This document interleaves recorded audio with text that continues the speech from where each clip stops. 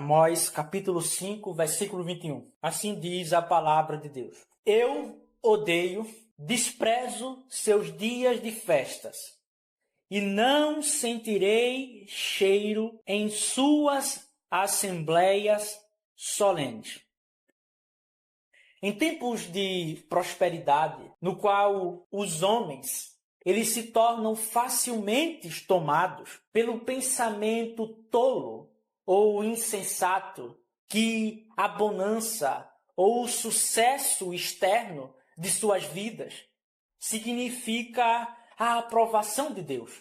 Então, quando eles veem as suas casas abastecidas, os seus nomes engrandecidos, os seus domínios expandidos, eles são levados a crer que não há nada de errado com eles. Embora a religião, o culto a Deus, esteja corrompido, a verdadeira doutrina esteja obscurecida e subjugada, nada disso os aflige, nada disso os toca, porque continuam os seus impérios a crescerem, eles continuam crescendo entre os homens. Essas pessoas carnais pensam que todo o sucesso, que toda a felicidade da vida se baseia na satisfação de si mesmas.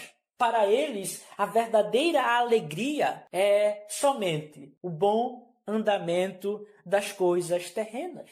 Ainda que toda a religião esteja corrompida, que a adoração a Deus esteja vilipendiada, que em todos os lugares Deus seja adorado de maneira falsa, nada disso é o assunto de suas conversas. As rodas, o assunto de suas conversas não é sobre a condição alarmante do povo de Deus, nem a corrupção generalizada que permeia a sociedade. Mas eles estão sempre preocupados. Quais são os novos modos? Quais são as novas maneiras que iremos crescer? Que iremos colocar os nossos planos e os nossos propósitos terrenos em ação? Desde que nossas casas estejam edificadas, desde que elas estejam aplainadas. Não importa o que há no culto a Deus. Não importa se Deus está sendo adorado falsamente. Só que esses homens, eles não ousam desprezar totalmente a religião. Eles não ousam aparentar ou mostrar-se aos outros que eles não creem em Deus, que eles não têm uma forma de religião. Então, qual é a satisfação deles? A satisfação deles é uma adoração superficial e irrefletida. O que significa? Eles se contentam com a forma da religião, em virem para uma determinada igreja, em atenderem uma certa forma de culto, mas não é uma das suas meditações, nenhum de seus pensamentos, se estão agradando ou não a Deus em relação àquilo que lhes oferecem. Basta que eles tenham um culto, uma igreja, que eles possam ouvir uma certa pessoa e eles pensam que podem se esconder sob essas coisas, embora não tenham a certeza se aquilo que fazem agrada ao Senhor ou não. E por que eles fazem isso? Para que não pareçam totalmente ímpios. Há uma inclinação na humanidade à religião, que eles querem para não se parecerem totalmente ímpios. Repito, se esconderem sob uma forma de religião. Mas é sempre uma forma de religião superficial e que não é baseada em uma reflexão sobre se estão ou não obedecendo a Deus. Mas quando eles são confrontados, quando o Senhor levanta determinadas pessoas para perguntá-los sobre a legalidade daquilo que eles estão oferecendo a Deus, se aquilo que eles oferecem ao Senhor de fato está conforme a sua palavra, o que eles fazem? Eles tapam os seus ouvidos para que não ouçam as ameaças divinas. Eles tapam os seus ouvidos para que não ouçam a repreensão de Deus. Qual é a razão disso? Porque eles não adoram propriamente a Deus. Eles adoram as suas próprias fantasias, as suas próprias invenções. A única coisa que os fazem ficar inquietos, a única coisa que os fazem ficar temerosos é se eles não conseguirem estabelecer as suas próprias invenções pecaminosas. Por quê? Eles podem permanecer milhares de anos adormecidos, sem mover um único dedo, diante de toda a corrupção do culto a Deus e de suas verdades. Mas, se qualquer uma das coisas da religião falsa que eles professam, se qualquer uma das suas doutrinas malignas que eles têm crido, se qualquer parte do seu culto não ordenado a qual eles prestam for atacada, eles irão se levantar como lobos ferozes, como leões que rugem, porque não há nada que deixe o homem mais inquieto em seu estado natural do que ver as suas ideias e opiniões pecaminosas sendo esmagadas pela verdade de Deus. Então eles se armam como exércitos prontos para se defenderem. Mas, em relação às verdades do Senhor, eles são como ovelhas. Eles são calados, eles são taciturnos, eles não ousam levantar a voz, eles são como o profeta Jeremias diz, não são valentes pela verdade. Eles não se opõem ao erro, mas para a mentira. Eles levantam escudos e espadas, eles propagam, mas quanto à verdade de Deus, eles não fazem nada. Isso, irmãos, era o tempo a qual estava o profeta Amós, a qual o profeta Amós foi levantado. O nome do profeta significa fardo, carga ou peso. Então, quando lemos no capítulo 1 as palavras de Amós, é como se Deus dissesse, essas são as palavras de fardo, de peso ou de carga. E por qual razão? Deus levanta um homem chamado Amós, cujo nome significa, observem bem isto, fardo, peso ou carga. Era porque tão grande era o abandono do povo em relação a Deus, e tão grande era a cegueira deles, que não era suficiente algumas repreensões moderadas.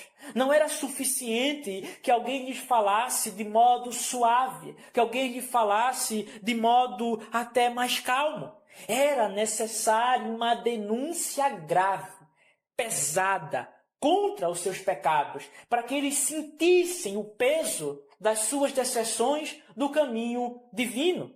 E observem bem aqui, que Deus não trata os pecados dos homens ou os nossos pecados com menos seriedade e gravidade do que é necessário. Quanto mais nos afastamos dos seus santos caminhos, quanto mais abandonamos as suas leis, devemos ser tratados com mais severidade. As palavras de Amós, as palavras de peso, de carga, de fardo, porque o povo se afastara muito de Deus. Mas quando Deus envia os seus servos para denunciar as iniquidades, ele faz de tal modo que levanta homens que não pouparão as palavras. Homens que não irão procurar ou não irão pensar se estão desagradando Cicrano ou Fulano, mas se eles irão deixar claro a malignidade da transgressão e trazer as ameaças divinas sem preocupação com o que os outros homens pensarão. Eles não irão ficar preocupados se os ricos irão ficar infelizes, ou se os magistrados irão ficar com raiva, irão se levantar contra ele, ou se boa parte daqueles que professam o nome de Deus irão ficar entristecidos, porque querem permanecer nos seus pecados.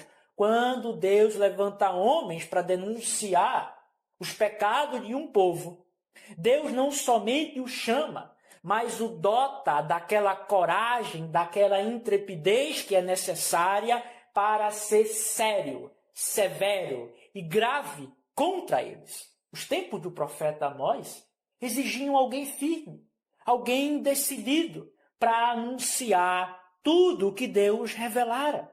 O nome Amós nos mostra que o profeta seria pesado para o povo, que o profeta não iria poupar aquilo que o Senhor o revelou, mas que ele iria anunciar com toda a veemência, com toda a força, o que Deus disse. Para qual objetivo? Para que eles sentissem o mal, para que eles vissem o perigo de se afastarem do Senhor, para que vissem a grandiosidade dos seus pecados e não pensassem que o que faziam era coisa pouca ou coisa desprezível. Vocês agora irão ouvir o profeta Amós, as palavras de Amós, as palavras de carga, de peso, de fardo. Qual é o contexto que é necessário para compreendermos a passagem lida, a qual o profeta Amós é levantado? O Senhor levantou o profeta Amós em um tempo de considerável prosperidade. Nós lemos no capítulo 1 que é dito o seguinte, Amós 1.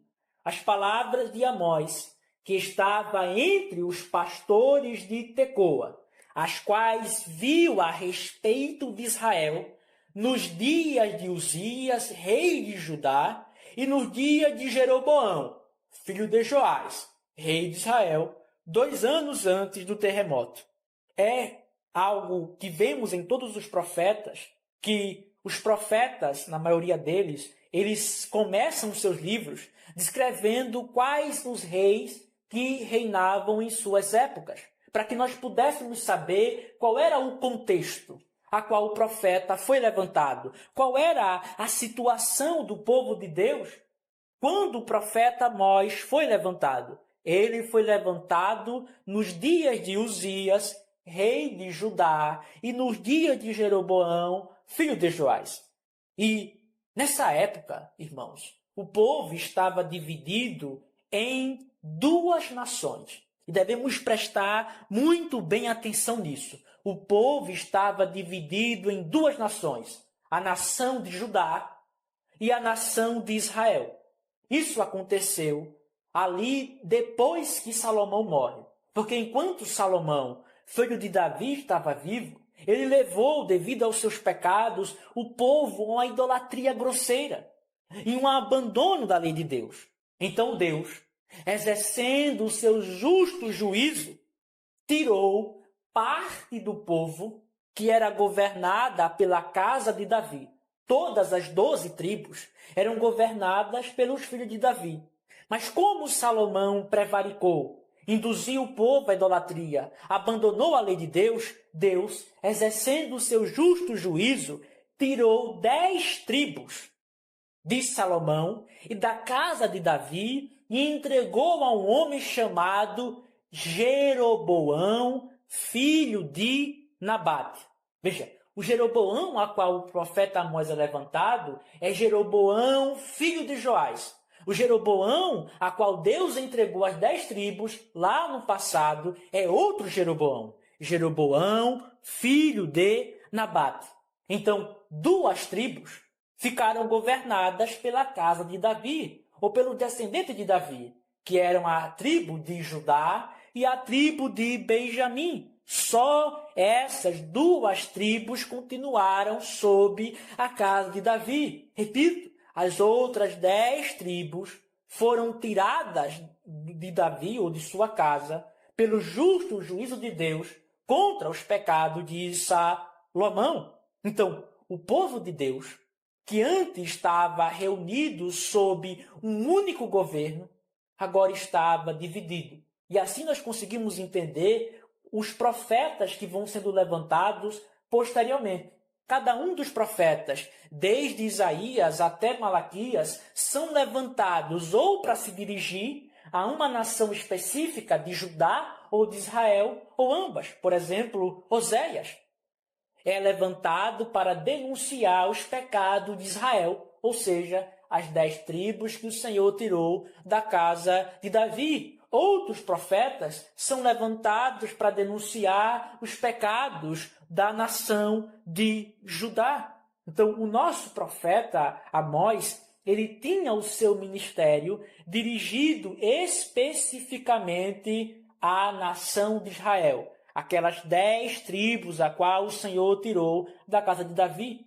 As palavras de Amós, que estava entre os pastores de Tecoa, aos quais viu a respeito de Israel, ou seja, as 10 tribos. Agora, quem era o rei, a qual estava reinando na época que o profeta foi levantado? O rei do povo era Jeroboão, filho de Joás.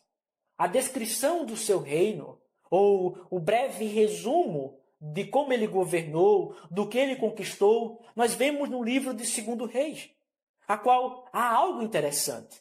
É que no reino de Jeroboão, filho de Joás, ele recuperou os domínios de Israel. Israel, as 10 tribos, tinham perdido parte da sua terra, perdido parte de seus terrenos. Só que este rei recuperou os domínios de Israel, que estavam perdidos, e também os aumentou, fazendo com que Israel controlasse agora as rotas comerciais, as rotas de navio. E assim, o que acontece quando um povo expande os seus domínios? Quando eles conseguem controlar o comércio, eles começam a crescer. Eles começam a se tornarem mais prósperos, a terem mais dinheiro. Só que como essa riqueza era usada? Era para promover o luxo. Isso é muito claro, porque no capítulo 6 do profeta Amós, ele diz: vocês bebem o vinho, deitam em camas de marfim, que são camas boas, camas de luxo, enquanto o povo de Deus é afligido. Então, quando o profeta Amós é levantado, é em um período de prosperidade. É um período a qual o povo está abastecido, a qual eles pensam que nada pode lhes acontecer. E aqui, irmãos, está uma armadilha perigosa. É que quando um povo mau prospera, quando um povo ímpio prospera, eles tendem a pensar que a segurança e a estabilidade deles depende das obras das suas próprias mãos. Eles pensam que é a força deles que os fazem ficarem ricos. Só que há um perigo maior. Quando um povo mau prospera e cresce, o brilho da riqueza ofusca os seus olhos para que não vejam os seus pecados. O brilho da prosperidade externa, dos seus nomes engrandecidos, de possuírem os seus celeiros cheios, fazem que não vejam os seus pecados. E isso, irmãos, é algo terrível, porque os homens normalmente pensam que o sucesso externo de um povo, ou de uma sociedade, ou de uma pessoa, ou de uma família, significa que a condição deles para com Deus é boa. Nós tendemos a pensar que a prosperidade externa significa que Deus nos aprova, ou que a nossa condição em relação a Deus é lucrativa, é proveitosa e que Deus se satisfaz em nós. Só que vemos aqui exatamente o contrário no livro do profeta Amós. Porque lá em 2 Reis, capítulo 14, versículo 25, o povo estava abastado, o povo estava grande. Mas Deus escreve e manda um profeta para mostrar que a situação deles não é boa. Aqui devemos aprender o seguinte: embora Deus poupe o tempo da vingança, Ele não deixará de trazê-la. Embora Deus, podemos falar em nossa linguagem, adie, ou seja, longânimo, em não derramar sua ira agora, não devemos pensar que ela não chegará. Então, não devemos considerar que somos inocentes, ou que tudo está bem conosco, meramente porque as coisas externas parecem andar boas, porque temos comida em nossas casas, porque temos nossos empregos. Nós devemos considerar a nossa situação de acordo com a regra da palavra de Deus. Embora tudo prospere, se não estamos em conformidade com a Sagrada Escritura, com aquilo que Deus disse em sua palavra, a nossa situação é a pior das possíveis. Então é nesse contexto que o profeta Amós é enviado por Deus para anunciar os mais terríveis julgamentos contra Israel, justamente para acordá-los de suas transgressões. É como se o Senhor enviasse o profeta para despertá-lo do sono profundo a qual eles estavam, que não conseguiam ver a multidão dos seus pecados. E especialmente no capítulo 5, a qual encontra-se o nosso texto, nós vemos que Deus, no versículo 1, chama o povo ao arrependimento. Chama no versículo 4, versículo 5, versículo 6, o povo a voltar ao Senhor. Com qual objetivo? Para que não sejam consumidos em seus julgamentos. É como se o Senhor dissesse: está prestes a vir o derramamento da minha ira. Está prestes a vir a tempestade do meu furor. Vós bebereis a taça, o cálice da minha vingança. Buscai a mim. Voltem-se a mim. Se arrependam dos seus pecados. E Deus ainda lista no capítulo 5 os diversos pecados horrendos e abomináveis que o povo era culpado. Os pecados que trariam uma desolação total sobre eles. Vemos no versículo 7, primeiro pecado, a injustiça.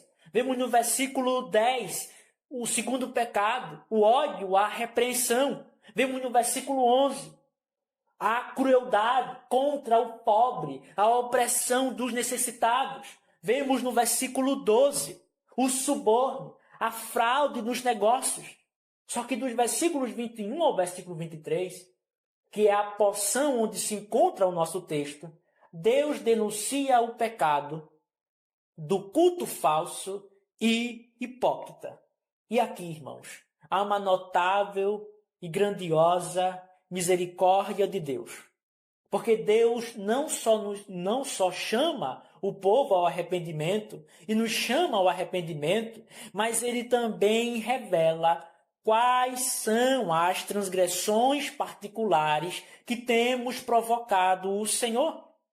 Porque nós somos tão estúpidos e cegos que não somos capazes de reconhecer a nossa própria enfermidade, a enfermidade e o mal que há em nossas vidas. E por isso que quando muitos são chamados ao arrependimento, eles dizem: ora, qual é a razão disso? Pelo que eu devo me arrepender? Não há mal algum em mim. Eles pensam que não existe nenhum mal em suas vidas. E assim era o povo. Oséias era contemporâneo de Amós. Ou seja, eles profetizaram ali em períodos, no mesmo período e para o mesmo povo. Oséias também profetizou contra Israel. E lá em Oséias, capítulo 12, versículo 8, Efraim, que é o povo de Israel, diz assim: em todo o meu trabalho, em tudo que eu tenho feito, em todos os meus negócios, em toda a minha adoração, em tudo que tenho operado, em mim não há iniquidade alguma que seja pecado. Então, o povo a qual o profeta aqui tem denunciado pensava que não havia pecado algum neles, que eles estavam fazendo tudo conforme o Senhor Deus requereu em sua palavra, que não havia injustiça em seus negócios. Veja como o pecado é destrutivo. Ele faz com que cada um de nós construa uma opinião tão boa acerca de nós mesmos que não encontramos nenhuma falha. Veja, porque Deus faz questão de enunciar pecado por pecado através do seu profeta Amós. Porque o povo não reconhecia a multidão de suas iniquidades.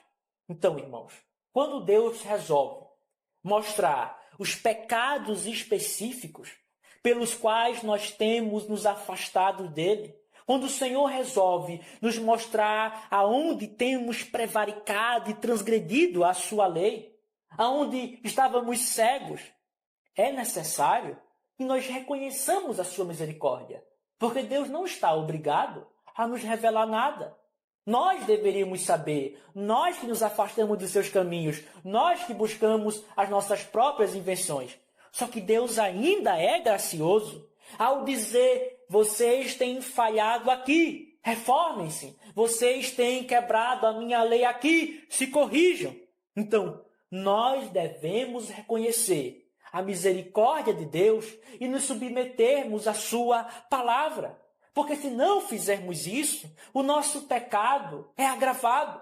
Porque rejeitamos o chamado de Deus. O Senhor fez brilhar a sua luz ao nos mostrar onde temos falhado e somos culpados de desprezar sua bondade. Que grandiosa bondade é esta? Que nós, cegos, tolos, estúpidos, que não sabemos nenhum mal que há em nosso próprio coração, que nem sequer conhecemos a praga que há em nossas almas, Deus revele aonde temos falhado, aonde temos transgredido. E é isso que Deus faz em Amós 5. Deus chama o povo ao arrependimento e revela quais são os pecados que eles quebraram a sua lei. O último dos pecados, que é descrito no capítulo 5, é o culto falso e o culto hipócrita. O culto falso e o culto hipócrita. E é necessário entendermos que o povo de Deus, sempre quando confrontado acerca da crueldade, acerca do suborno, acerca da injustiça, o povo de Deus, em seus tempos de declínio, eles possuíam um seguinte argumento, uma seguinte resposta: o Senhor Deus está nos acusando. Ora, mas nós temos feito sacrifícios, nós temos adorado ao seu nome. Ora, que mal há em nós? Nós temos espiado, nós temos apaziguado ao Senhor através do nosso culto. Então, antes que eles levantem esse argumento, antes que as pessoas aqui a qual o profeta se dirige dizem: ora, profeta, nós somos acusados de crueldade, nós somos acusados de suborno, de injustiça, de ódio à repreensão, mas nós temos sacrificado ao Senhor, nós temos apaziguado a sua ira, nós temos celebrado festas em honra ao seu nome. Antes que o povo declarasse ou usasse esse argumento, como usaram lá em Isaías capítulo 1, versículo 11 ao 14, Deus antecipa. Deus, de modo prévio, diz que não possui nenhuma consideração para a adoração que o povo tem prestado a ele. Deus diz, olhem para o texto: eu odeio. Quem diz isso, irmãos? Versículo 3. Pois assim diz o Senhor Deus, o Senhor Jeová, que criou os céus e a terra, que deu a lei ao seu servo Moisés, diz: eu odeio. A palavra aqui, odiar, san, em hebraico, significa ódio, ou que Deus é um inimigo. É como se Deus falasse: eu odeio, eu sou um inimigo. Mas Deus acrescenta outra palavra, que ele rejeita, que ele despreza.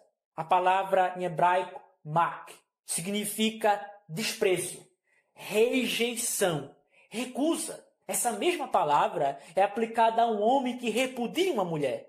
Como se Deus falasse: eu desprezo, eu não tenho qualquer associação, eu não sou somente inimigo do que vocês têm feito, mas eu não quero nenhuma associação, vocês vêm com isso a mim e eu recuso. E essas duas palavras, se os irmãos observarem bem, são colocadas no texto sem nenhuma conjunção. Deus não diz assim: eu odeio e desprezo. Deus diz: eu odeio, desprezo. O fato de não haver nenhuma conjunção que liga o ódio e o desprezo é justamente algo intencional, a qual Deus quer mostrar que ele tem a maior aversão, o maior ódio, e ele abomina o culto a qual o povo está fazendo. Agora, o que é O que será que Deus odeia tanto? Qual é o objeto do ódio divino? Deus diz: os seus dias de festas. A palavra aqui para festas é ag, que eram os festivais, ou as festas religiosas ou santas que o povo fazia para adoração ao Senhor. O povo anualmente tinha festas, aqui o povo de Israel, a qual eles celebravam ao Senhor. Só que Deus diz mais. Veja, e não sentireis cheiro em suas assembleias solenes. E a palavra aqui, a qual Deus usa para assembleias solenes, ela é muito interessante, porque ela significa dias de restrição. Ou seja, eram os dias a qual o povo não deveria trabalhar, a qual o povo estava proibido de fazer as suas vocações ordinárias para louvarem, para adorarem ao Senhor. Deus odeia os seus dias de festas e os seus dias de restrições, a qual o povo se separava dos trabalhos do mundo para irem adorá-lo.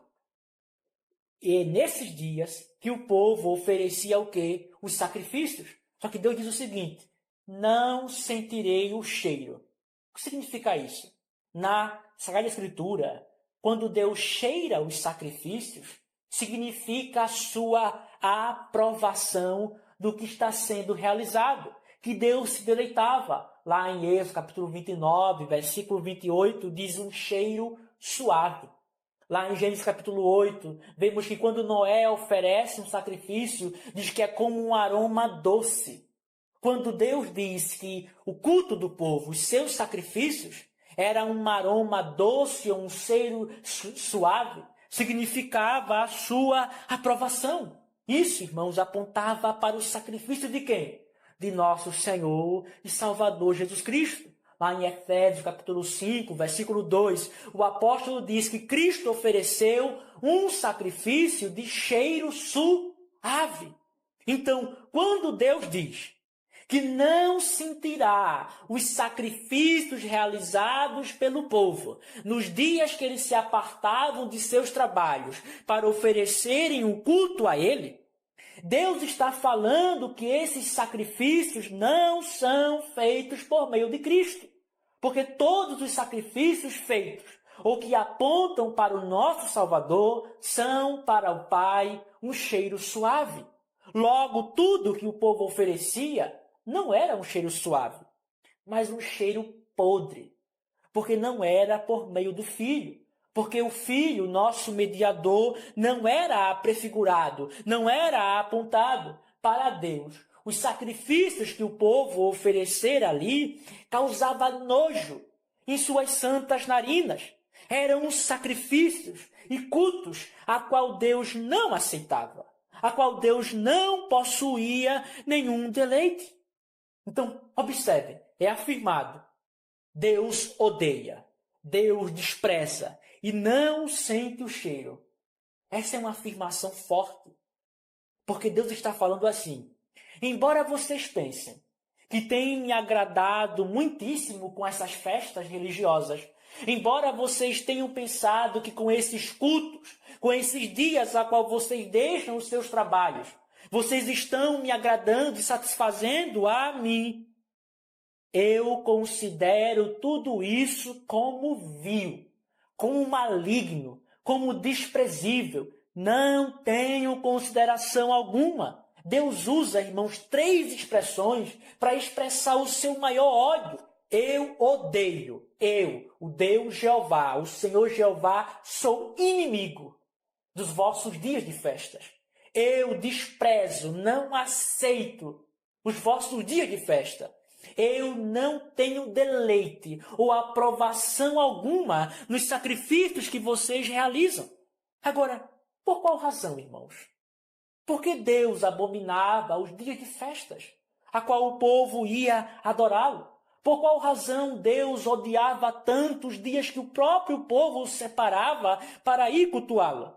Será que Deus odiava as próprias festas que Ele ordenou em sua lei? Será que o próprio Deus odiava os dias a qual Ele prescreveu na sua palavra? Não. Deus está aqui e é o motivo do seu ódio. Deus odiava os falsos dias de festa que eram celebrados em Israel. O profeta aqui Amós está falando contra os dias que o povo criou para adorar o Senhor e que não foram ordenados na Sagrada Escritura. Deus, o motivo, o objeto do ódio divino, não são os dias que ele prescreveu em sua própria palavra. Porque Israel, as 10 tribos a qual o profeta é levantado, não guardava os dias a qual o Senhor ordenou, mas eles criaram. Lembrem-se que o rei que reinava na época do profeta Amós era Jeroboão, filho de Joás. E acerca dele é dito em 2 Reis, capítulo 14, versículo 23 e 24, o seguinte: E ele, quem? Jeroboão, filho de Joás, o rei a qual o profeta Amós foi levantado em sua época. Ele fez aquilo que era mal à vista do Senhor. Ele não se afastou de todos os pecados de Jeroboão, filho de Nebate, que fez Israel pecar. Então, o povo de Israel, na época do profeta Amós, estava contaminado por uma série de pecados que se iniciou lá em Jeroboão, filho de Nebate, que é justamente aquele homem a qual Deus deu as 10 tribos que pertenciam à casa de Davi. Jeroboão, filho de Nebate, foi o primeiro rei das 10 tribos. Agora, quais são os pecados? Ora, por que Deus fala que o rei da época do profeta Amós não se afastou dos pecados desse outro Jeroboão? Quais eram os pecados que Jeroboão, filho de Nebate, era culpado? E que fez todo Israel ser contaminado, e que estavam vigentes, que a qual o povo estava prevaricando contra o Senhor na época do profeta Amós. Que pecados eram esses? Nós temos a descrição deles em 1 Reis, capítulo 12, versículo 26 e 33. Vamos abrir e ver rapidamente quais eram esses pecados. 1 Reis, capítulo 12, versículo 26 ao 33. Iremos ver de maneira panorâmica quais são os pecados a qual Jeroboão fez Israel. O primeiro pecado a qual Jeroboão fez o povo se enredar foi que ele fez imagem de Deus e ordenou que o povo a adorasse. Versículo 28. É demais para vós.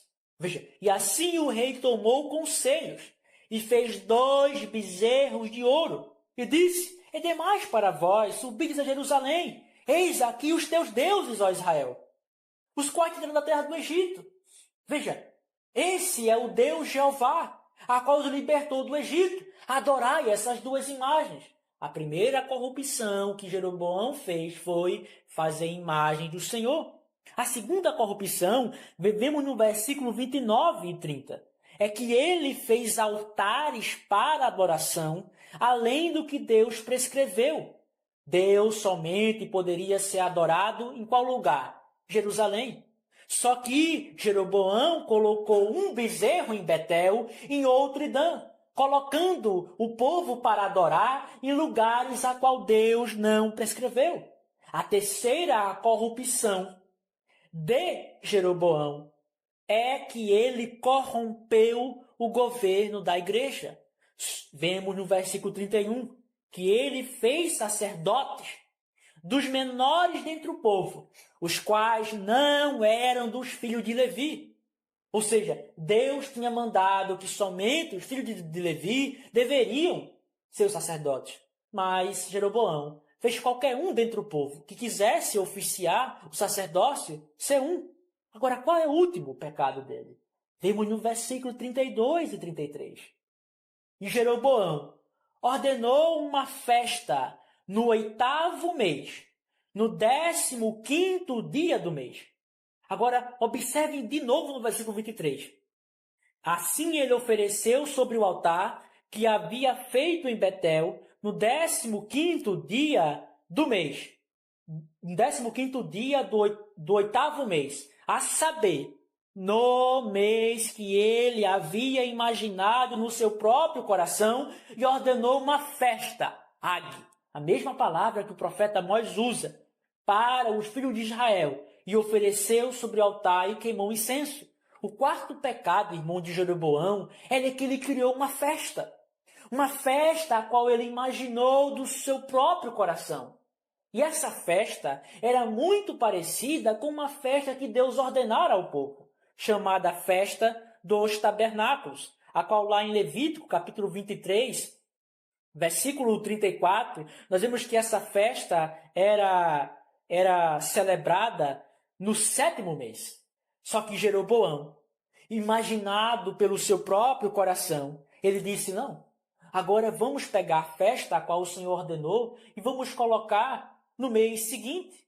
E Deus diz, ele fez isso da imaginação do seu próprio coração. Ele inventou uma nova festa parecida com aquela que Deus tinha ordenado. A partir disso, irmãos, fica muito claro que os dias de festas, ou os dias que aqui o povo, que Deus diz que odeia, não eram aqueles que foram prescritos por Deus em sua lei, mas os dias que Jeroboão criou do seu próprio coração. Não era a Páscoa, não era o Pentecostes, não era a festa dos tabernáculos, mas as invenções que Jeroboão, filho de Nebate, criou para serem semelhantes ou para copiar o culto que o povo fazia em Jerusalém. E ele criou tudo isso sem a ordem divina. Embora fossem parecidas com as festas celebradas pelo povo de Deus, eram fruto do seu próprio coração perverso, porque ele ousou ir além do mandamento divino. E isso é mais evidente, irmãos, quando voltamos para Amós 5:21 e observe o que Deus diz. Eu odeio, desprezo seus dias de festas, e não sentirei cheiro em suas assembleias solenes. Deus usa o pronome aqui, dizendo, são de vocês. Eu não tenho parte alguma. Quando Deus coloca o pronome aqui, suas ou seus, em relação ao povo, que é posse do povo, Deus está dizendo o seguinte, os dias que vocês separaram para me adorarem, os dias a qual vocês têm se reunido para prestarem culto a mim, não são aqueles que foram ordenados em minha lei, não são os meus dias, são os seus dias, as suas invenções, as suas criações. Não eram os dias ordenados, mas a criação do próprio homem. E, portanto, Deus não tem consideração alguma quando nós, irmãos, nos aproximamos de Deus para adorá-lo. Nós devemos ter em mente, devemos pensar se temos a certeza, se aquilo que estamos oferecendo no culto a Deus é o que o próprio Deus prescreveu. Se Deus não prescreveu em sua palavra, não é o culto dele. É o culto da nossa própria vontade, é o culto da nossa própria invenção. Não são o culto ao Senhor, é o culto que nós inventamos para cultuar a nós mesmos. Não são os seus santos cânticos, os cânticos de Deus, mas são as nossas músicas inventadas. Todo culto que não temos a certeza que Deus prescreveu em sua palavra, Deus diz seus, não meus. Pertence a nós, é a nossa invenção. E se nós trazemos isso, é obra das nossas próprias mãos. É a fantasia dos nossos próprios cérebros, a qual Deus faz o quê? Despreza totalmente. Não importa quantos homens tentem se aproximar com suas criações daquilo que Deus ordenou. E ainda digam, vejam como é semelhante, vejam como é parecido. A festa que Jeroboão inventou, a diferença era um mês. Mas Deus despreza, ainda que a diferença seja mínima, Se há uma diferença daquilo a qual Deus ordenou em sua palavra, a sentença do Senhor Deus Todo-Poderoso, Jeová, é essa: eu desprezo, eu odeio, eu não sentirei, eu não me deleito em nada que vocês têm feito. Então, a partir disso, nós podemos extrair a seguinte doutrina.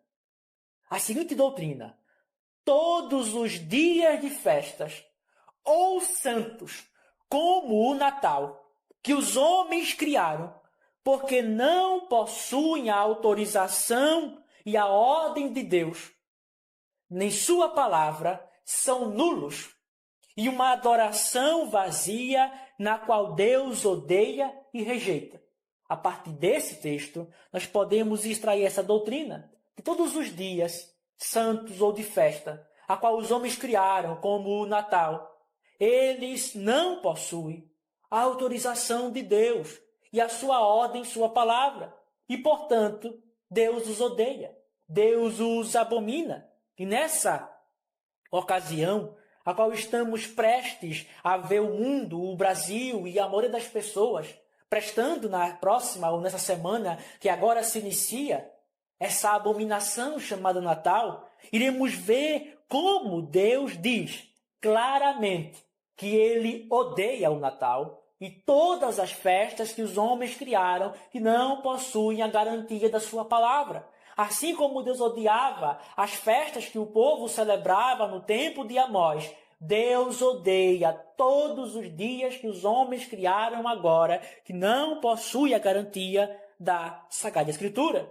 Então, a primeira prova ou o primeiro argumento é que Deus odeia e despreza o Natal e todos os outros falsos dias de festa porque não foram ordenados em sua palavra. Deus odeia o Natal porque não foi ordenado em sua Santa Escritura. Essa é a razão principal pelo qual Deus odeia todo o falso culto e todos os dias que os homens inventaram. É porque não é o culto a qual Deus prescreveu. O povo de Israel, irmãos, quando estava prestes a entrar na terra prometida, eles relembraram e receberam diversos mandamentos de Deus. Nós podemos ver isso lá no livro de Deuteronômio. Deus havia se revelado no Sinai, no passado, lá em Êxodo 19, 20, como um Deus ciumento em relação ao seu culto. Não farás para ti imagem de escultura, nem se curvará a elas, porque eu, o Senhor teu Deus, sou um Deus ciumento, ou seja, um Deus zeloso, que prezo pelo meu culto e não aceito quaisquer coisas que os homens inventam, mas somente aquilo que está de acordo com minha vontade. Porque a maioria das religiões cultuam os seus deuses fazendo imagens, esculturas. Deus diz, não, vocês não podem cultuar como a maioria dos povos cultuam, porque eu sou um Deus ciumento. O meu culto deve ser conforme eu prescrevi a vocês e, portanto, não cabia ao povo descobrir a melhor forma de adorar o Senhor, nem de usar alguma criatividade ou de dizer, olhamos para os povos pagãos, vamos copiá-los.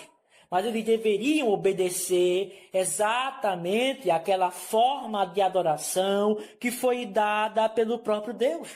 O próprio Moisés, que era o canal ou o instrumento a qual Deus se revelara ao povo, ele aprendeu isso desde a sua saída do Egito.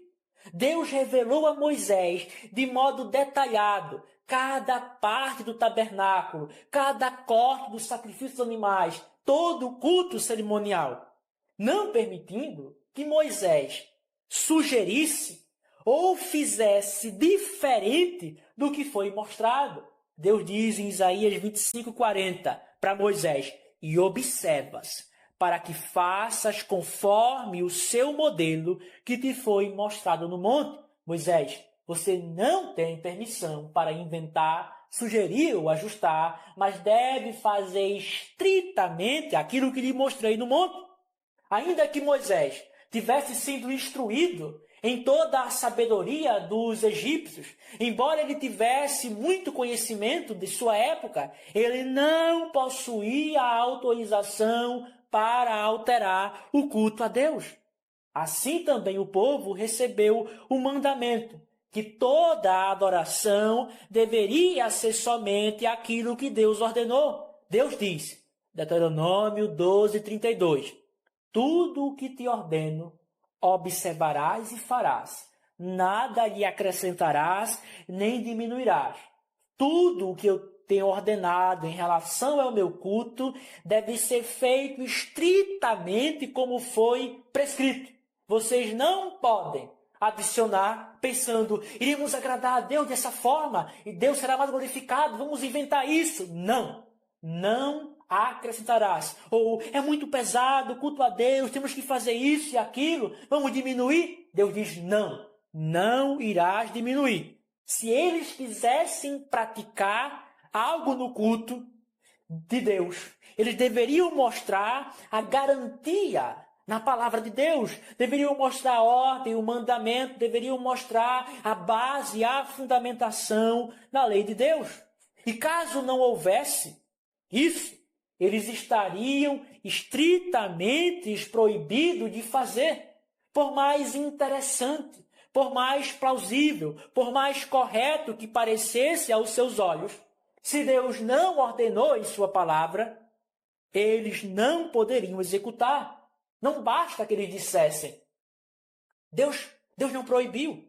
Não. Deus exige que eles mostrem a ordem para fazerem tal coisa com base na sua santa palavra.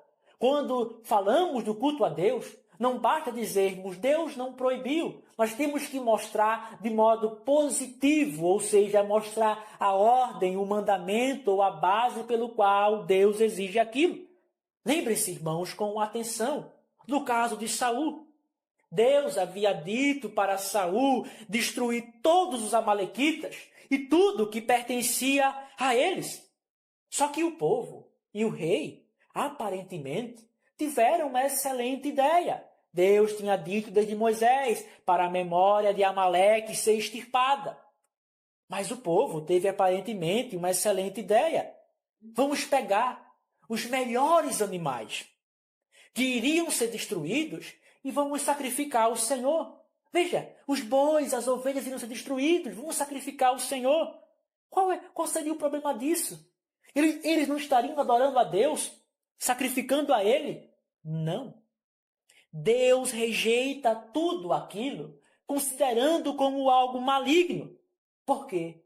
Eles desobedeceram à sua vontade. O profeta Samuel diz, 1 Samuel 15:22, tem o Senhor um deleite maior nas ofertas queimadas e sacrifícios do que na obediência à sua voz. Eis que obedecer é melhor que sacrificar. O que Deus quer é que nosso culto e adoração a Ele não seja bem intencionada, mas seja aquilo que Ele prescreveu em sua palavra. Não importa o quanto pensemos que Deus está se agradando, a regra, o teste, ou a pedra de toque é se Deus ordenou ou não em sua lei.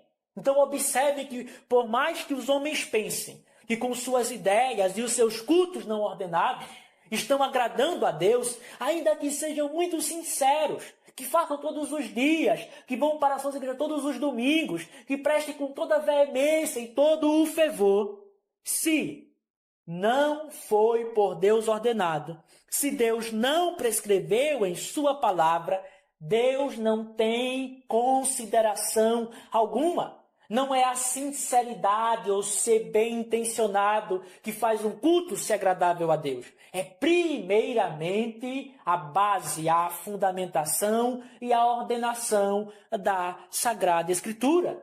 Deus pergunta ao povo em Isaías 1:12, quem tem requerido isso de vossas mãos? Quem piseis em meus átrios? Quando vocês vêm prestar esse culto aqui a mim, quem requeriu isso de vocês? Quem ordenou? Quem chamou vocês aqui? E agora eu pergunto a todos os celebradores da abominação chamada Natal, onde Deus ordenou a celebração dessa festa?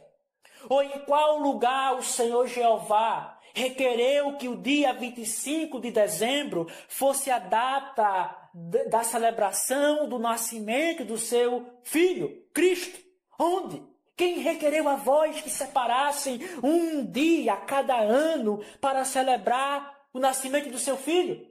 Porventura o Senhor Deus informou na sua palavra quando Cristo nasceu?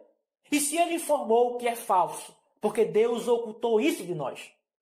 Deus ocultou isso de nós. Mas se ele informou que é falso, onde está a ordem? Para que separemos anualmente um dia para celebrar o seu nascimento, do seu Filho, de Cristo. Onde está a ordem? Onde está o mandamento? Onde está o exemplo apostólico aprovado? Não há. Então, todos aqueles que celebram o Natal e todos os outros dias de festas que Deus não ordenou, recebam a sentença divina. Eu odeio e desprezo os seus dias de festas, como o Natal e todas as outras malignidades a qual tem feito. Se vocês não podem mostrar a garantia de Deus em sua palavra acerca da festa do Natal e nunca conseguirão, saibam que Deus derrama e que Ele, ao ver vocês celebrando essa festa, a qual Ele não ordenou, quando Ele vê vocês se reunindo, vocês são objeto do seu ódio. Além disso, nós podemos afirmar também que o próprio Cristo, o nosso Senhor, de modo claro, odeia todos os falsos dias de festas, todos os falsos dias santos, como o Natal. Pois ele diz, em Mateus 15, 9, mas em vão eles me adoram, ensinando como doutrinas os mandamentos dos homens. Os escribas e os fariseus, eles não encontravam em Cristo qualquer violação da lei de Deus. Eles olhavam para Cristo, não achavam nada para acusá-lo. Então, não achando nada em Cristo para acusá-lo, resolveram acusá-lo de erro. Qual é o erro de Cristo? Desobedecer à lei de Deus? Não. Porque Cristo não observava a lavagem supersticiosa das mãos, que era uma tradição e preceito de homens. Cristo não estava se opondo a alguma prática higiênica ou civil, mas a prática dos judeus de pensar que ao lavar as mãos antes de comer tinha algum significado religioso. Não encontrando, observem a estupidez dos homens. Não encontrando os escribas e fariseus falha alguma em Cristo em relação à lei de Deus, eles tentam acusá-lo de erro porque ele não observa os preceitos e as doutrinas que os homens criaram. A estupidez do pecado que tenta subjugar Cristo e os seus seguidores, como se houvesse neles erros, porque eles não querem submeter ao que os homens criaram. Então Cristo, nosso Senhor, mostra que os fariseus e os escribas quebravam a própria lei de Deus. Porque no lugar de aliviarem os seus pais, quando os seus pais estavam passando por necessidades, eles diziam assim, pais, o que você poderia de mim obter, o dinheiro ou o bem a qual eu poderia lhe ajudar, isso eu ofereci em sacrifício ou oferta ao Senhor no templo. Eles inventaram um novo sacrifício ou uma oferta no qual davam aquilo que pertencia a eles para o templo. Veja, alguém pode pensar que ideia magnífica. Não é muito melhor dar ao templo, dar ao Senhor do que dar aos pais? Cristo diz, tudo isso é vão, mas em vão. Ou seja, é inútil, é enganoso. Por quê? Porque Deus nunca ordenou que tal coisa fosse feita. Deus nunca ordenou o Corban. Deus nunca ordenou que vocês pegassem o que deveriam dar aos seus pais para aliviar essa necessidade e dar ao templo. Logo, ainda que os fariseus e os escribas pudessem e aparentassem honrar muito a Deus, porque não possuíam a garantia de Deus em sua palavra, era nulo. Cristo está dizendo que todo culto que não tem autorização de Deus em sua palavra é nulo, é vão. Não passa de gastar energia, não passa de perder o tempo fazendo aquilo a qual o Senhor não ordenou. Porque uma vez que Deus designou em sua própria palavra a forma de adoração que ele requer, uma vez que Deus já nos disse a forma como ele deve ser adorado, ele não suporta nem tolera que os homens inventem qualquer coisa. Ele já nos deu. A regra da adoração vem do próprio Deus. Não há espaço para criatividade, inventividade, nada que os homens tentem introduzir. Então, perguntamos de novo aos celebradores da abominação chamada Natal: onde está a garantia para tal festa? Onde o Senhor Jesus Cristo ordenou que guardássemos um dia a cada ano para celebrar o seu nascimento? Aonde está? É em vão todos os vossos cultos do Natal, vossas músicas, peças teatrais, vossas cantatas, vossas pregações são objeto do ódio e do desprezo de Deus. Deus não receberá nenhum culto que fazem hoje a Ele ou que farão nessa semana que é celebrado ou baseado na abominação chamada Natal. Mas Deus está guardando a sua ira. Ó vós, casa de Israel, ouvi a lamentação. Foi o que Deus disse através do profeta Amós. Deus está aguardando a sua santa ira para derramar sobre cada um de vós, porque vocês têm feito aquilo a qual ele jamais ordenou. Então nós podemos resumir o primeiro argumento contra o Natal da seguinte forma: todo culto não ordenado por Deus é falso e inútil. Ora, o Natal e os dias de festa, ou santos, não foram ordenados por Deus. Logo, o Natal e os dias de festas são falsos e inúteis. É o principal argumento, a principal base pelo qual não celebramos a festa do Natal é porque Deus jamais ordenou em sua Santa Escritura. O segundo argumento, irmãos, pelo qual Deus odeia e despreza o Natal é porque é uma instituição humana que acrescenta um fardo pior do que as festas judaicas. O Natal e todos os outros dias que os homens inventaram são piores, mais pesados para os crentes no Novo Testamento do que as festas judaicas. Durante o período de transição da igreja para a forma do culto no Novo Testamento, surgiram muitas discussões e controvérsias acerca da continuidade da lei moral e até onde era legal ou até onde poderíamos continuar observando. E na medida que o cristianismo começou a se espalhar no mundo inteiro e os gentios começaram a se converter, ficou mais evidente que a igreja deveria tomar uma posição ou esclarecer qual era a posição da liberdade cristã em relação à lei cerimonial. Os apóstolos, eles resolveram tolerar temporariamente aqueles judeus que se converteram ao cristianismo e desejavam continuar observando parte da lei cerimonial. Naquele período de transição do culto veterotestamentário para o culto neotestamentário, os apóstolos resolveram tolerar temporariamente os judeus recém-convertidos que ainda mantinham parte da lei cerimonial. Mas eles ensinaram que todos que haviam compreendido a verdadeira extensão da liberdade cristã em relação ao culto cerimonial não poderiam voltar a se submeter novamente a ele, uma vez que compreendemos a liberdade a qual Cristo comprou para nós, de todo o culto, os sacrifícios, as abluções, os sacrifícios que haviam lá, nós não podemos voltar a ele. Esse é um perigo, é judaísmo, é judaizante, é o declínio. Só que havia um grupo de judaizantes que desejavam obrigar os cristãos novamente a observarem as festas judaicas que Deus ordenou em sua palavra. A Páscoa, o Pentecostes, a festa dos tabernáculos. E algumas igrejas que haviam avançado na compreensão da liberdade cristã começaram a guardar novamente esses dias. Então o apóstolo Paulo diz, Gálatas capítulo 4, versículo 10 e 11, observais dias e meses e tempos e anos.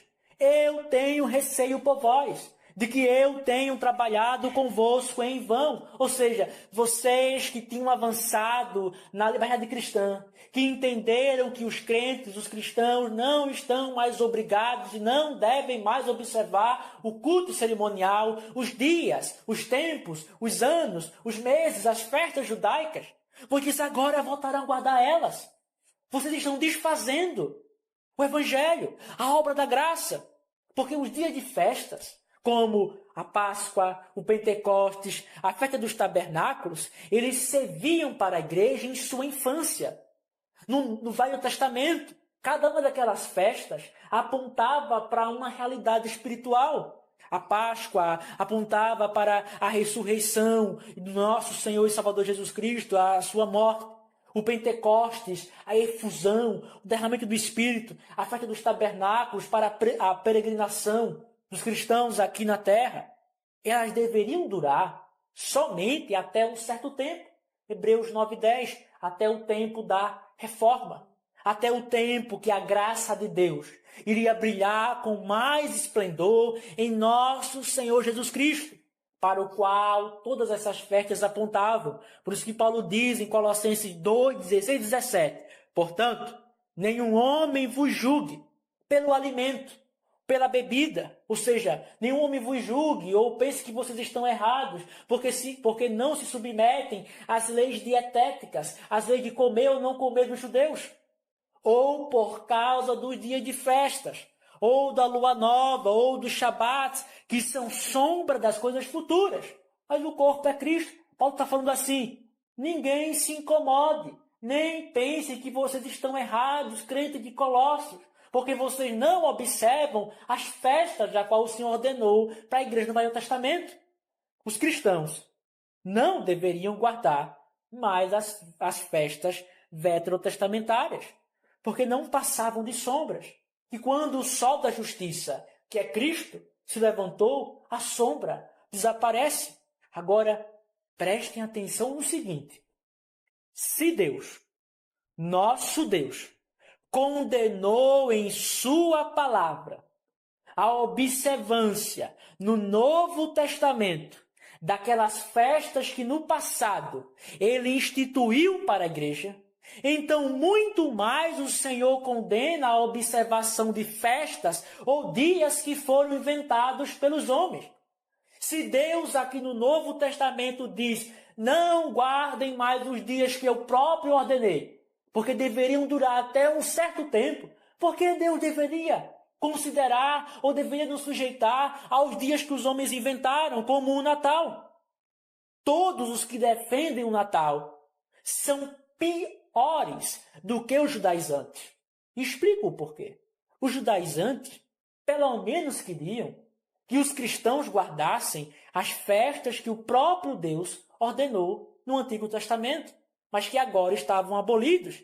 Mas os homens que defendem o Natal e outras festas querem que nós nos submetamos às suas invenções que eles criaram. Eles querem que sejamos submissos às suas ordens arbitrárias e os mandamentos dos homens. Esse é o pior fardo, irmãos. Repito, é o pior fardo, a saber, subjugar as nossas consciências às doutrinas inventadas. O que é isso? É a traição da verdadeira liberdade cristã.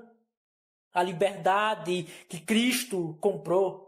Ela nos livra de vincularmos as nossas mentes ou de estarmos obrigados a obedecer aos mandamentos de homens.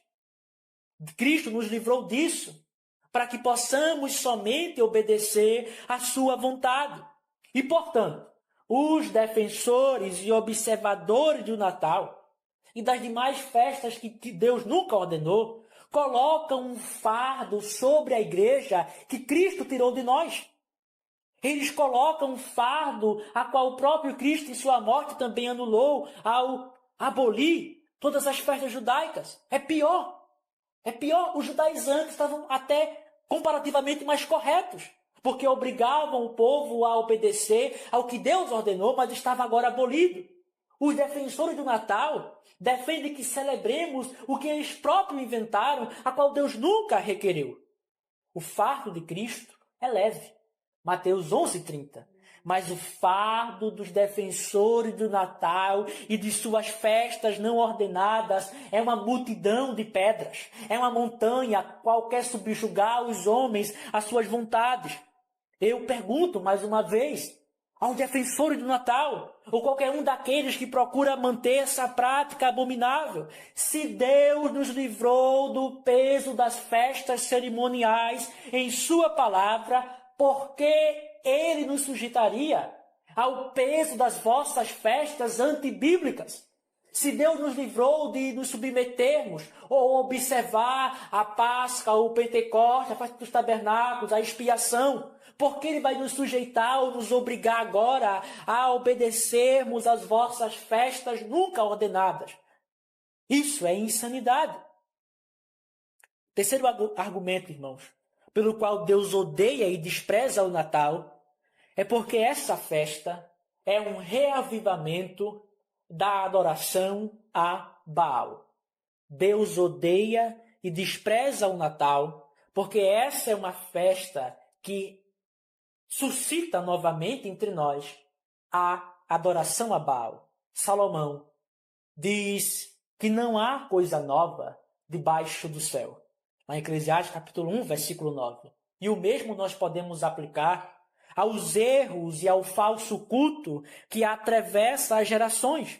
Quando nós pensamos que as invenções pecaminosas, que o culto falso, a doutrina errônea, nunca foram anteriormente pensadas e praticadas, descobrimos, na verdade, que são cópias, que são imitações das idolatrias da antiguidade, de coisas que o povo já outrora praticava. E o mesmo podemos afirmar em relação ao Natal, cujo objetivo dessa festa não ordenada é celebrar o nascimento de Cristo em 25 de dezembro. Ora, o antigo povo de Deus estava cercado de diversos povos pagãos. E esses povos pagãos eram especialmente os cananeus, filhos de Cã, a qual Deus amaldiçoou, a qual não possuíam a religião verdadeira. E o principal deus dessa falsa religião era a abominação chamada Baal. Os povos ali dos cananeus, a maioria deles, adoravam a Baal. E por muitas vezes o Senhor repreende o povo porque eles deixaram o culto ao Senhor para adorarem Baal e cometerem e copiarem a idolatria dos cananeus. Lá em Juízes 2:13, Deus diz: e eles abandonaram o Senhor e serviram Baal e Ashtarote. Baal era a divindade masculina suprema dos cananeus. E Ashtarote, ou também seu outro nome, Aserá, era a divindade feminina suprema dos cananeus. Só que os babilônios, eles também adoravam a Baal, só que de outra forma, ou com outro nome. Eles adoravam Baal, a qual chamavam de Deus Sol, filho de Semiramis, rainha do céu, chamando pelo nome de Tammuz. E esse falso Deus, essa abominação chamada Tammuz, nós vemos que o povo de Israel começou a adorá-lo ou prestar um culto a ele. Lá o profeta Ezequiel, em Ezequiel capítulo 8, versículo 14, diz o seguinte, vamos ler, Ezequiel 8, 14, diz assim: então ele me trouxe à porta do portão da casa do Senhor, que estava em direção ao norte, e eis que estavam lá as mulheres chorando por Tammuz. Deus está aqui mostrando ao profeta Ezequiel as diversas idolatrias a qual o povo estava cometendo. E uma dessas idolatrias é que eles choravam por Tammuz. Tammuz é nada mais, nada menos do que Baal, visto pela perspectiva dos babilônios, a qual acreditavam ser Baal, Deus Sol, filho de Semiramis, a quem chamavam, e vemos o profeta, outros profetas acusando de rainha do céu. E elas estavam chorando por ele. Por quê? Havia duas grandes festas a Tammuz, em honra a essa abominação. A primeira festa era a festa de sua morte, no qual elas se lamentavam, as mulheres, porque Tammuz morreu. Aqui é a abominação que vemos em Ezequiel 8,14. Uma das festas em honra a Tammuz era o choro ou a lamentação pela sua morte. Como ele era considerado um deus falso, muito belo, elas choravam por ele e elas mostravam as suas partes íntimas diante desse ídolo. Só que a outra festa, a Tammuz, a Baal, era em honra ao seu nascimento. E para nossa surpresa ou não, a festa que em comemoração ao nascimento de Tammuz, também Baal, era no solstício de inverno, exatamente 25 de dezembro. E Tammuz, esse deus dos babilônios, ele tinha vários equivalentes nos povos ali da antiguidade. Para os egípcios, isso é muito bem documentado, Tammuz era Osíris. Para os gregos, Tammuz era Adonis. Todos os povos antigos, de diferentes formas, adoravam a Baal. E uma das festas em celebração a Baal era a celebração do seu nascimento no solstício de inverno, que é 25 de dezembro. Os romanos também, que adoravam aquilo que chamavam de o seu deus falso, Sol Invictus. Eles possuíam uma festa para celebrar a vitória de Sol Invictus no solstício de inverno. E que dia era essa festa para o Sol Invictus, o falso deus deles? 25 de dezembro. Então, a origem da celebração do Natal mostra que ela é um reavivamento ao culto a Baal, ao culto a Tammuz. Aqueles que celebram essa festa estão fazendo exatamente aquilo que Deus nos proibiu na Escritura. Copiar os modos ou a maneira que os pagãos fazem para prestar ao Senhor. Vamos ler. Deuteronômio 12, capítulo 30 e versículo 31, Deus nos proíbe expressamente de copiarmos o modo, o culto que os pagãos fazem aos seus deuses para prestarmos ao Senhor. Diz assim, Deuteronômio capítulo 12, versículo 30 e 31, cuida para que não te enredes seguindo-as, depois que elas forem destruídas diante de ti, para que não perguntem os seus deuses, dizendo, como essas nações serviam os seus deuses.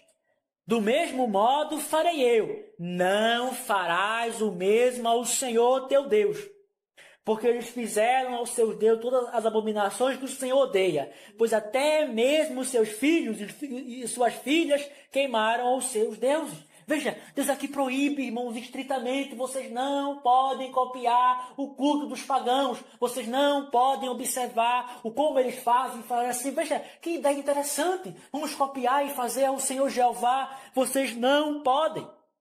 Então, perguntamos mais uma vez aos celebradores do Natal, ou exortamos e admoestamos a eles. Parem de divergir, ou de hesitar, ou de cochear em dois pensamentos. Se o Senhor é Deus, então segui a sua vontade e não copiem os pagãos. Mas se Tammuz, Baal, Osíris e Adonis é verdadeiro, então continue celebrando o Natal. Eu pergunto como o profeta Elias, se o Senhor é Deus, se Jeová é Deus, segui a ele os seus mandamentos. Não copiei o culto dos pagãos. Mas se Tammuz, se Baal, se Osíris, se Adonis é Deus, então continue celebrando o Natal. Mas é certo, todos eles são falsos, abominações, e somente Jeová é Deus. E por fim também vemos nesse terceiro argumento contra o Natal, é que uma das práticas do Natal, aonde há uma árvore, a qual as pessoas enfeitam, essa árvore de Natal, ela tem a sua origem no culto devasso a Aserá, que era a divindade feminina que acompanhava Baal. As árvores eram usadas no culto a Aserá para representar o órgão masculino, ou seja, um símbolo fálico, um símbolo sexual.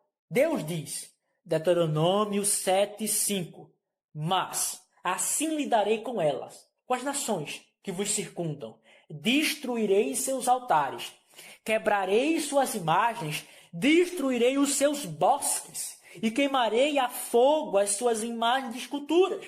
A palavra aqui para bosques é o nome de Aserá, porque o símbolo da adoração a Aserá era uma árvore sagrada, uma árvore enfeitada.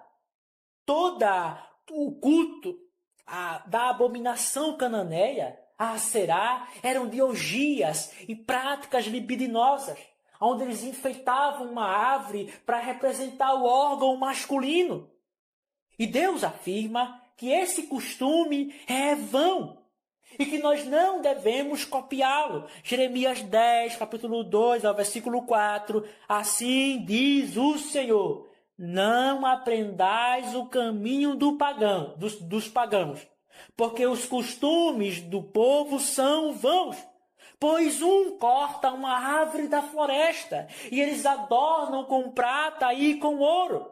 Ora, o que os homens fazem nessa época agora? Pegarem árvores e enfeitarem com brilhos. Vocês estão reavivando o culto a Aserá. Vocês estão colocando símbolos fálicos, sexuais em suas casas. Estão contaminando a igreja, contaminando a pureza e a castidade do povo de Deus.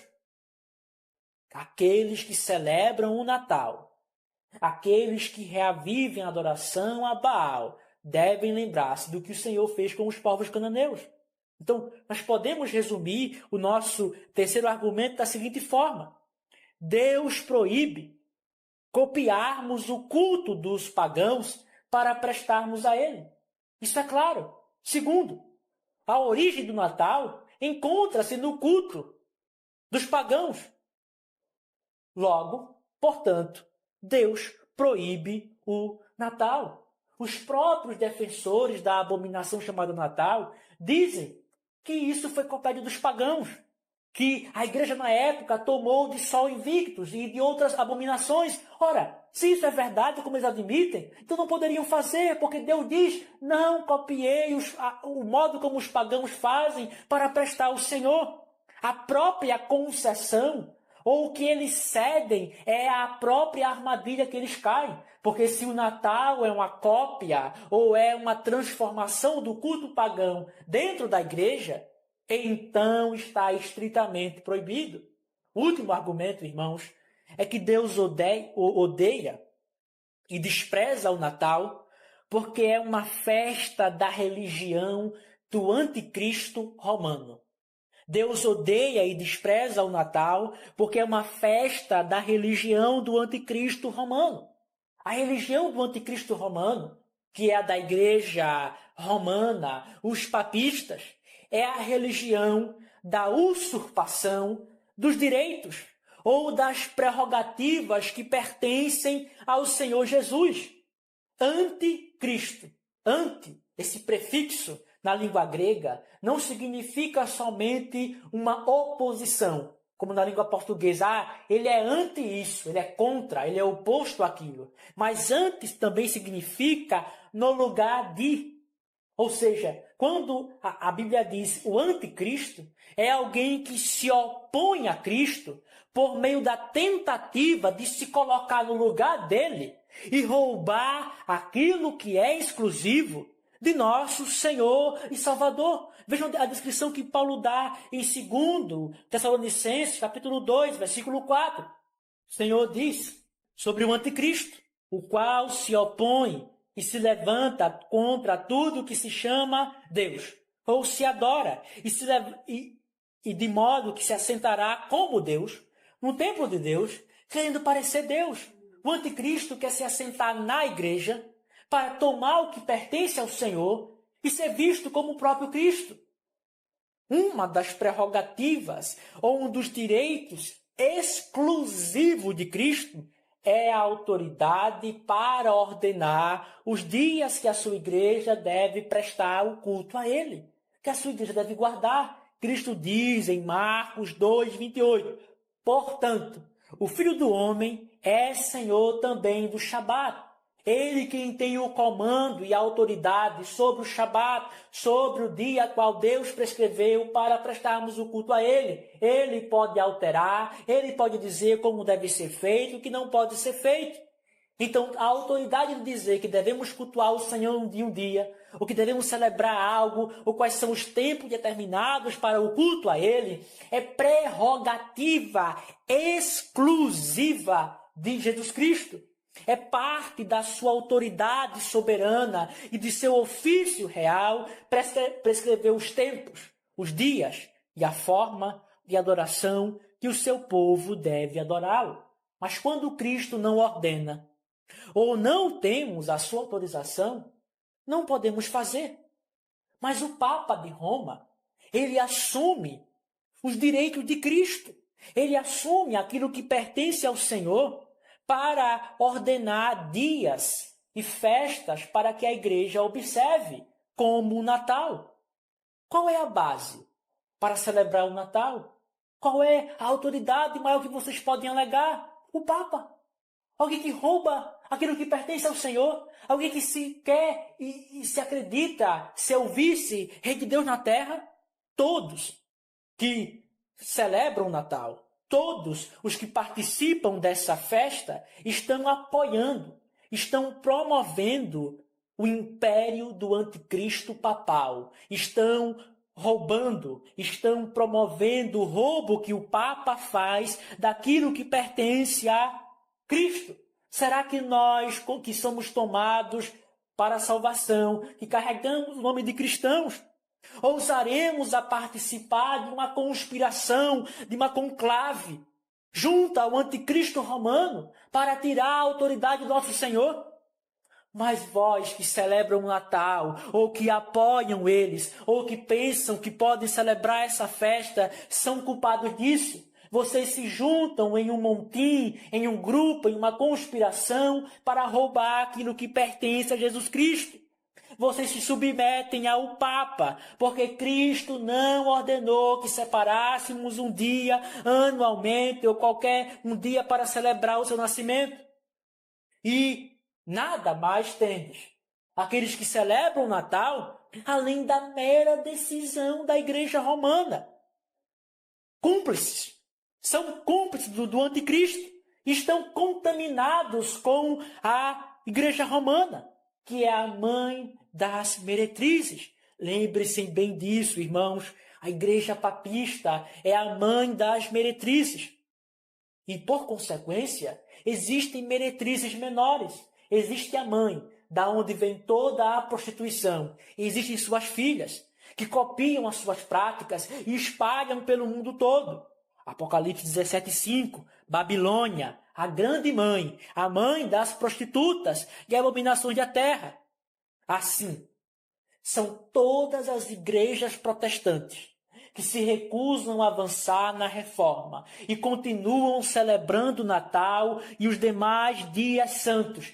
Vós sois filhos da Igreja Romana, contaminados com sua prostituição. Vocês tocaram no que é imundo e, portanto, Deus diz a cada um dos seus fiéis, 2 Coríntios 16:17, Apocalipse capítulo 18, versículo 4, sai dela, meu povo, se separai delas, não se contaminem. Vocês estão, igrejas protestantes, que celebram o Natal, espalhando a prostituição papista, estão apoiando o Papa.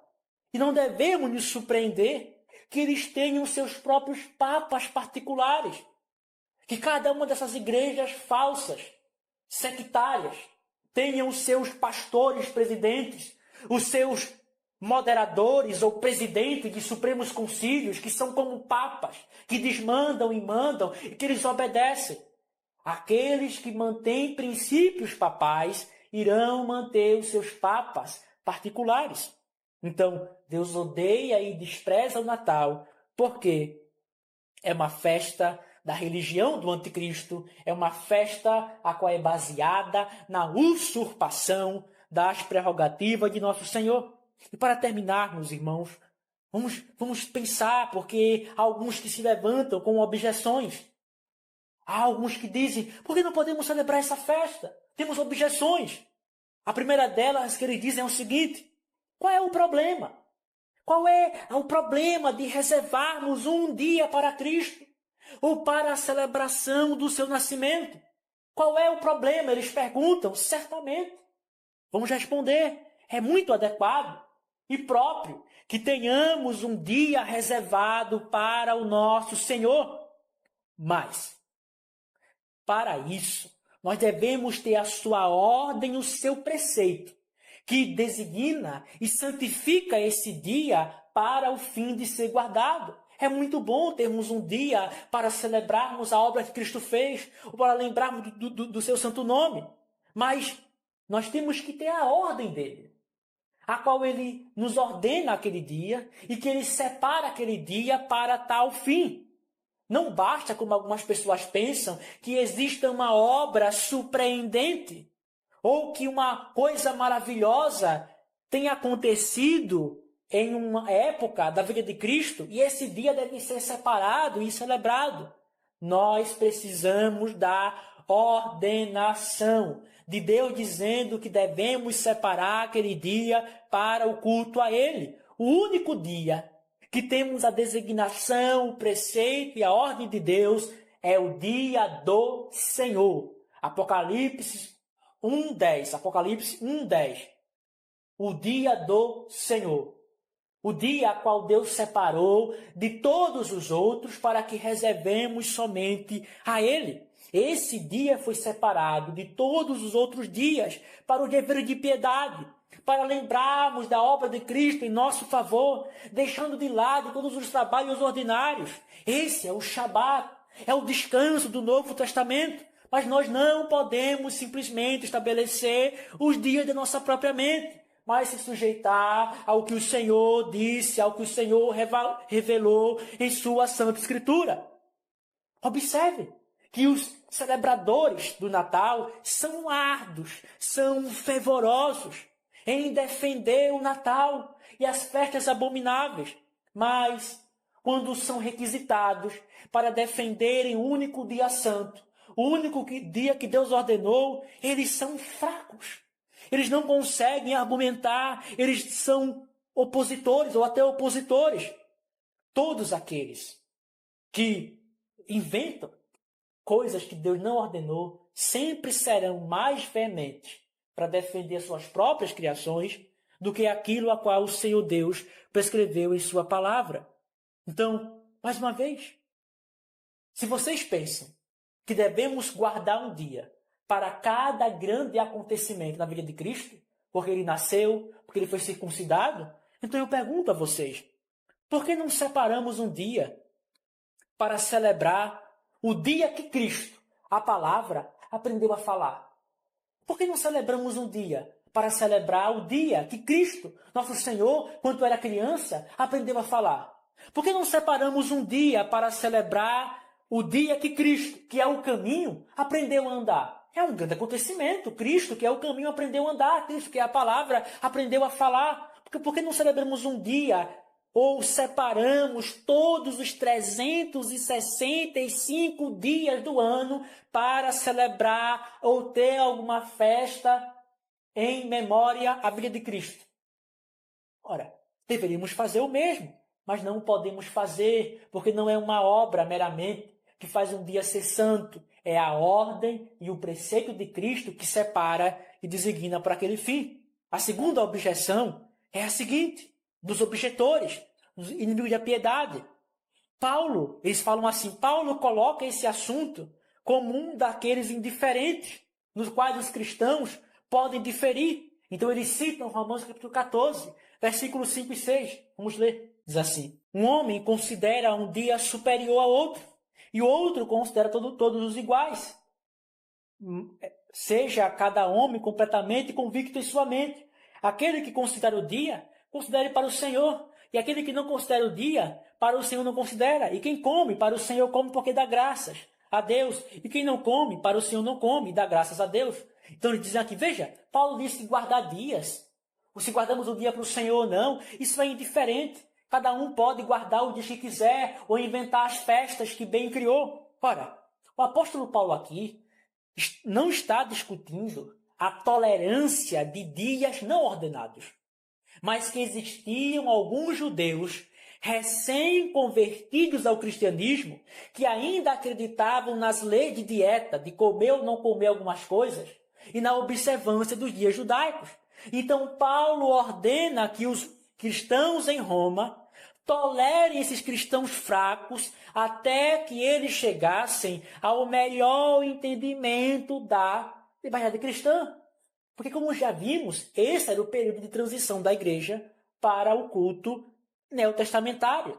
Agora, alguém poderia argumentar que Paulo defenderia que os cristãos deveriam subjugar as suas mentes às invenções humanas, ou que nós podemos manter no seio da igreja doutrinas e práticas a qual o Senhor nunca ordenou. Paulo fala contra isso.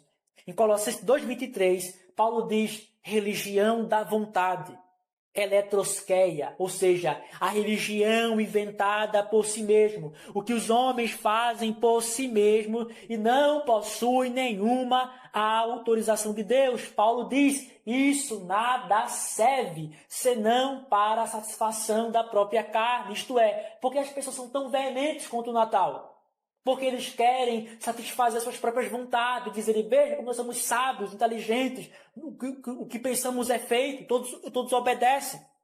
Agora, encontramos Paulo suportando a fraqueza daqueles cristãos recém-convertidos ao judaísmo, que guardavam parte da lei que foi pelo próprio Deus instituída, mas desafio encontrarmos Paulo ou algum precedente no aporte dos gentios, tolerando práticas fantasiosas e não ordenadas, como defendem os defensores do Natal. Não há. Última objeção. Eles dizem, não guardamos o Natal como um dia santo, mas como uma ocasião para lembrar o nascimento de Cristo. Usamos o dia do Senhor nessa época para essa celebração. Uma objeção muito encontrada em falsos presbiterianos, em homens de línguas sutis, que querem transferir essa abominação e contaminar o santo dia do Senhor.